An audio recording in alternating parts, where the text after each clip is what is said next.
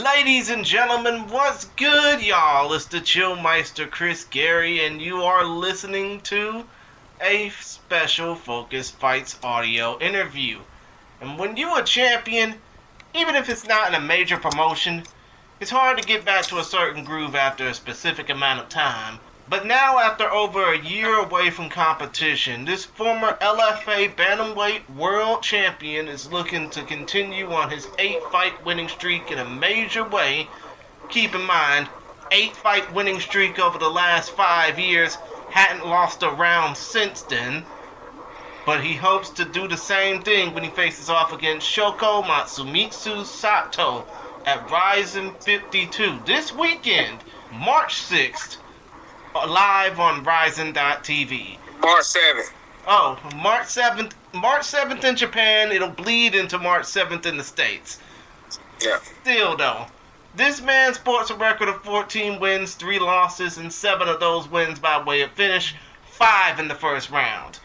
He stands in at 5 feet 7 inches tall, weighs in at 141 pounds, and represents the No Worries Academy by way of upstate karate out of Spartanburg, South Carolina, USA. Yes, sir. Introducing my guest at this time, Hollywood John Sweeney. How are you, brother? Doing good, brother. I can't complain at all. Can't complain at all. Man, I understand what that feels like.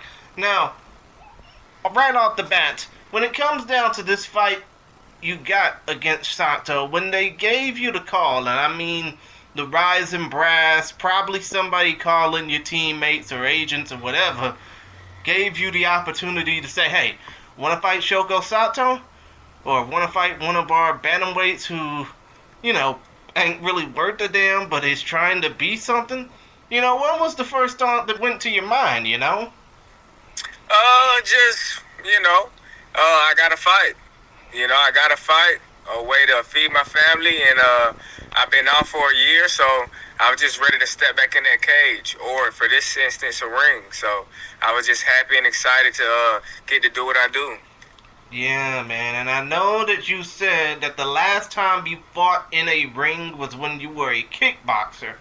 I mean, how different do you think that fighting in a ring, especially under what many people, many being probably myself, would say is the superior rule set, how different do you think that fighting in a ring under a different set of rules in mixed martial arts will be compared to, fighting in the United States under the unified rules? I feel like it's different when it comes to grappling and ring control, and obviously the kicks and knees to the grounded opponent. Honestly, most fighters coming over probably would be a little nervous or afraid, but me, I'm ready to test my skill, and I'm looking forward to try the new techniques, and especially stay away from Sato's kicks and knees to the ground, because he throws them a lot and pretty quick with them. So I'm excited to get to test my skill against someone who is familiar with it, and I'm also excited to get to become familiar with it, if that makes sense. I mean, that makes a lot of sense, to be honest, especially considering the fact that in this case, you're fighting someone with a lot more experience and a higher knockout to decision ratio in Sato. But what, from your point of view, do you think are some of Shoko's weaknesses heading into this fight? His grappling is not that good. His striking is pretty good, but he's very wild. He stands in the way of a lot of shots. His head movement isn't that great, so grappling head movement, and that's about it. Like, he's gonna get caught big standing there in front of me, so he's just gonna have to tighten up some of that if he wants to survive more than one round. But like I said, his grappling is probably his weakest area. I mean, especially considering the fact, and I know that you said it in a previous interview, that when it comes down to Japanese fighters, their biggest weakness is not learning how to grapple well with American wrestlers, right? True. 100% true. I said that. I mean, especially considering the fact that, a lot of Japanese fighters don't really take wrestling as a base when it comes down to fighting. They don't. Now, when it comes down to your days, obviously growing up, I mean, not just growing up, but basically growing as a fighter. You fought 6 times in the amateur sphere and won a title in the amateur ranks before turning pro. I mean, do you think that MMA could potentially become an Olympic sport just off of the fact that we being the United States, treat our amateur talent basically like future stars? Well, it's getting close. You got Gamma, which is something like that. I'm pretty sure the Olympic Games, or I'm pretty sure they may already be. Well, Gamma, I'm not sure if it's in the Olympics or close to becoming in the Olympics, but it's definitely getting close, and I can 100% see MMA becoming an Olympic sport at every level. I see. Now, when it comes down to your run in the Legacy Fighting Alliance, obviously undefeated in the promotion, 6-0. Well, yeah, 6-0, never lost a round. Pretty much beat everybody that was there put in front of you, even won the title and lost the title on weight issues. But still, though, when it comes down to your last fight against Rafael Nascimento for the Bantamweight title, I mean, how did that turn out? I mean, I know you said you had weight issues going into it, but what was the whole focus of that fight? I ain't gonna play into it too much. Like I said, I had personal issues going on, but the fight went well. I won the fight, but like you said, I missed weight. It was a good fight. Me and him still communicate to this day. He just had a fight last weekend when he looked phenomenal. So it's just that it was a good fight, and it is what it is on the weight end. I see. And I mean, when it comes down to fighters in the Legacy Fighting Alliance, I mean, you even said yourself that most of these LFA fighters are better than some of the big names on the roster, if you want to call it that. But still, though, 100%. Despite the fact of that last fight, coming out on a win despite missing weight, do you feel that fighting for Legacy Fighting Alliance has helped boosted your career? Oh, 100%. 100%. Becoming the LFA World Champion boosted my career so much. It got a lot of eyes on me. And I signed with one of the best management companies in the world. And one of the biggest management companies in the world. So, 100%. I see. And when it comes down to, your career so far, considering the last guy you lost to was Cody Durden, who's now in the UFC, I mean, do you feel that a lot of American fighters are realizing, or not realizing, that there are other fight options around the world aside from the UFC? Oh yeah, 100%. There's a lot of organizations that pay well. You got the PFL, you got RIZIN, you have Bellator. It's a lot of promotions. Like, obviously, everyone's goal is to get into the UFC. If you want to be the best of the best and fight and be considered the best pound for pound, you have to do it in the UFC. So that's still a goal of mine. And but right now, we're a RIZIN athlete. True. And I mean, you did say you eventually want to become the only man to have held an LFA belt, a RIZIN title, and a UFC title. So, hey, at least you got part 1 out the way. You probably going to start getting part 2 out of the way as soon as this weekend. 100. But still, though, going back on the whole thing of RIZIN wanting to reach out to international fighters, particularly those here in this damn continent, North America, they provide more for foreign fans more than anything else, and they want to potentially do a show on these waters, But what would be a good sales pitch to get your fellow American or North American fighters or fans interested in a promotion like RIZIN? Not just because you're going to be fighting there this weekend. I would say if you love money, it's a great promotion. And also, they put on a wonderful show, man, from the beginning to the end, man. You getting walked out by orchestra. They got on the I believe it's called an orchestra, but they're, man, it's a beautiful, man. The way they put on their shows is incredible. And if you want a crazy experience, but not just a fight experience or not just making money, if you want a real life experience, something that you will never forget, a moment in your life that you will never forget, RIZIN is one of the places that can deliver that for you. I see. And I mean, to be honest, you referring that to the last event they held, which was back on New Year's Eve. I mean, man, that event was crazy. Yes. I mean, you could even say it felt like a movie. 100%. But still, though, when it comes down to fighting in front of the RIZIN fans, and especially the Japanese fans, because this is going to be your first fight outside of North America, but, you know, aside from the whole ring cage debate and shit, you know, what will fighting under RIZIN's format and under the Japanese fans mean to you when you get that call out and, you know, Lenny Hart introducing you for the first time? Man, I honestly can't even put it into words. I want to kind of just experience it before I, even talk about it. I want to just be able to experience it before I get too head high and get to, I don't want to get too high right now. I want to be nice and centered. So when I do feel it, I'll really get that rush of endorsements and I'll get to really live in the moment. So I know it's going to be an incredible, great feeling. I already feel like signing with RIZIN has boosted my status as a fighter.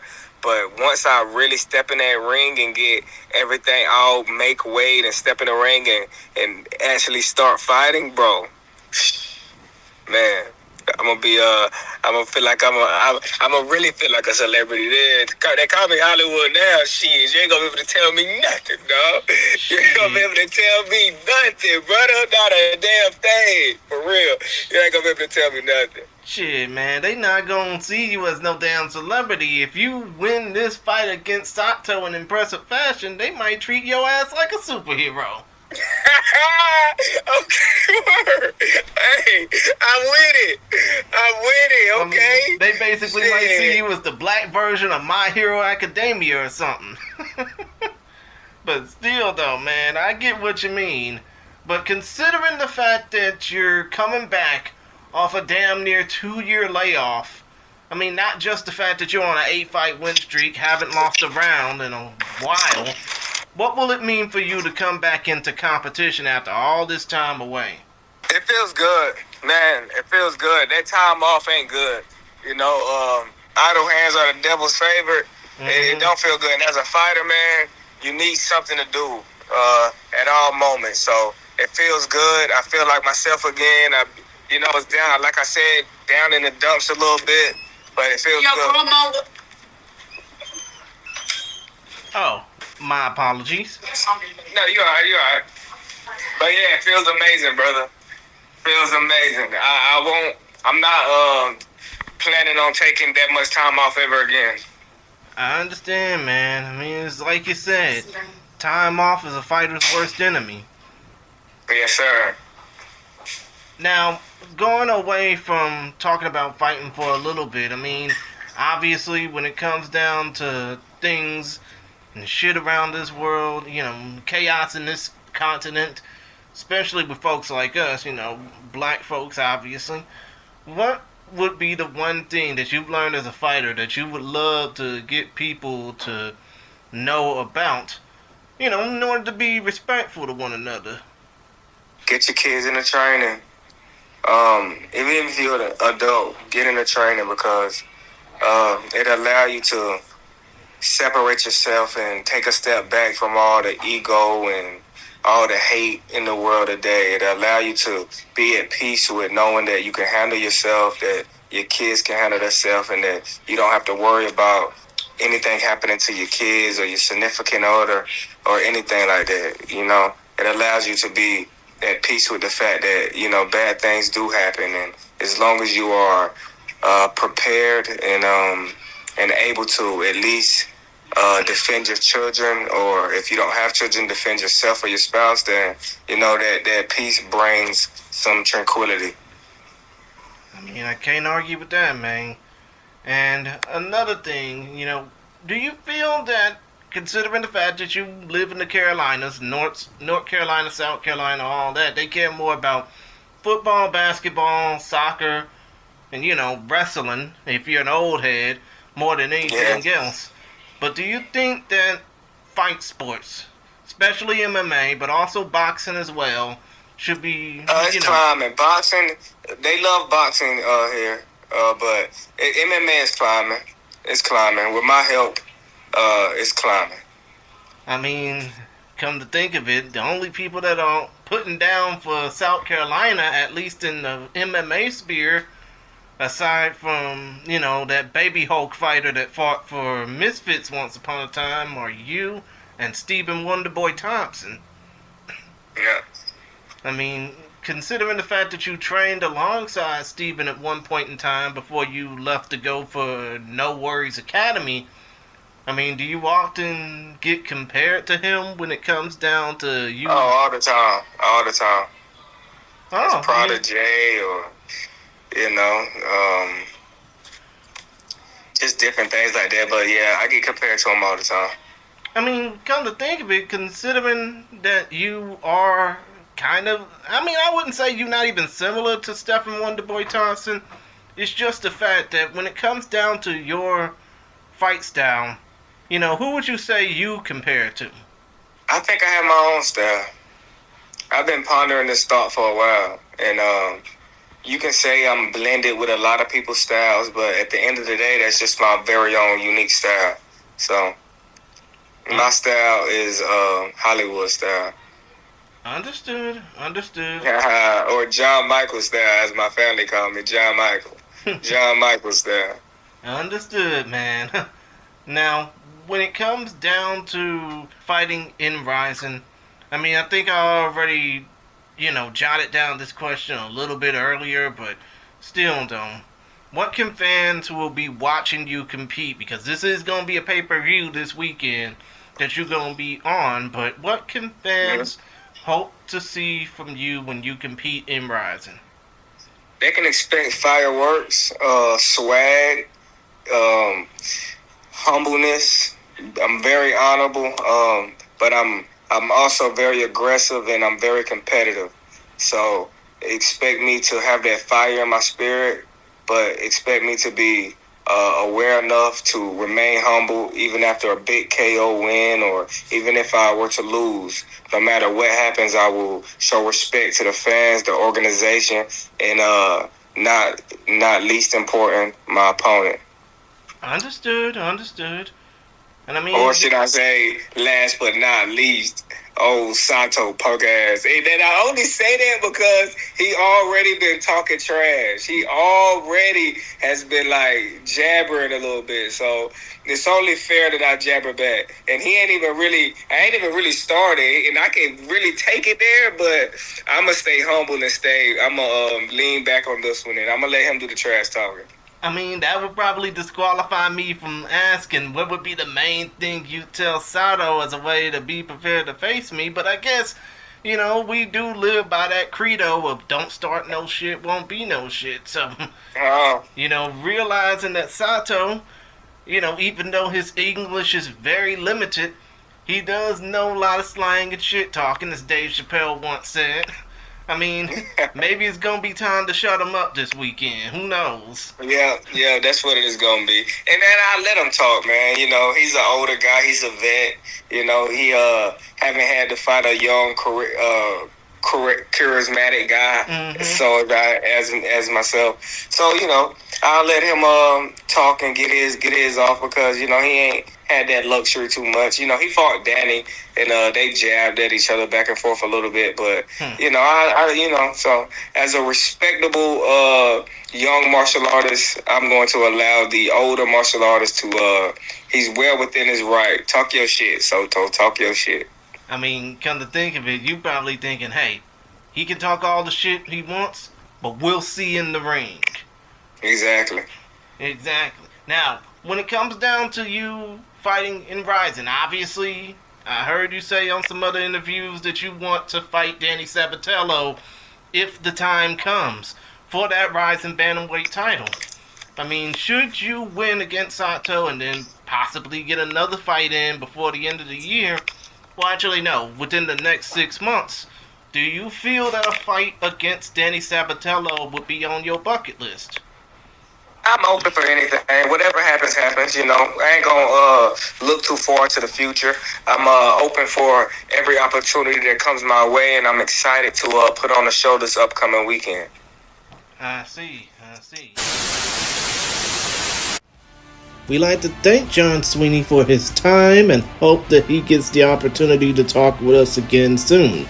In the meantime, you can check out RIZIN 52 this weekend, March 6th, live on RIZIN.TV, pay-per-view.